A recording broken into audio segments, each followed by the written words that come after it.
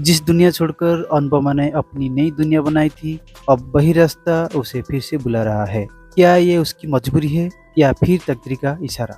आज के एपिसोड लाया है बहुत सारे सवाल और कुछ चौंकाने वाला मोड़। नमस्कार दोस्तों, मैं हूं अंकित। मैं अपडेट सुनता हूं और सुनाता हूं सिर्फ आपकी खुशी के लिए। तो चलिए आज का अपडेट शुरू करते हैं।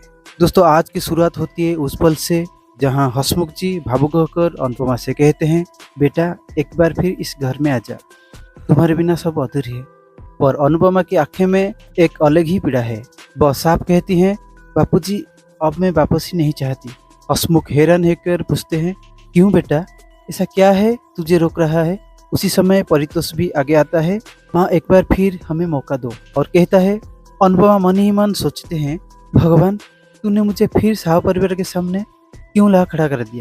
मैं तो इस सफर को पीछे छोड़ चुकी थी। लेकिन तभी उसकी अंदरूनी रूप, उसकी आत्मा उसे याद दिलाती है कि वो फिर उस मोड़ पर आ गई है जहां उसने नई शुरुआत की थी। उधर घर के अंदर का माहौल बदल चुका है। हसमुख, अंश, किंजल, प्रार्थना और परितोष मिलकर अनुपमा को स्वागत करते हैं। अंश ने खास तौर पर डांस परफॉर्मेंस करके अपनी मम्मी को खुश करने की कोशिश करता है। वही प्रीति और अंश के बीच एक जरूरी बात होती है। प्रीति कहती है, तुमने जो वो किया अब वो दोहराओ मत। हम यहाँ सिर्फ अनुपमा के साथ देने के लिए आए हैं, क्योंकि जब उसका खुद का परिवार उसका सम्मान नहीं करता तब कोई तो होना चाहिए उसके साथ। दूसरी ओर रीता कहते हैं कि वो होटल में रुक सकते हैं, लेकिन सरिता का जवाब सटीक होता है, हम 2-3 दिन यही रुकेंगे। जब तक अनुपमा ठीक हो न जाए हम कहीं नहीं जाएंगे। दीपा की शौक है कि क्या अनुपमा सबके साथ रुकेगी भी या नहीं, लेकिन भारती साफ कहती है, हम ही अब उसकी असली परिवार हैं। हम उसे वापस उसके सम्मान साथ ले जाएंगे।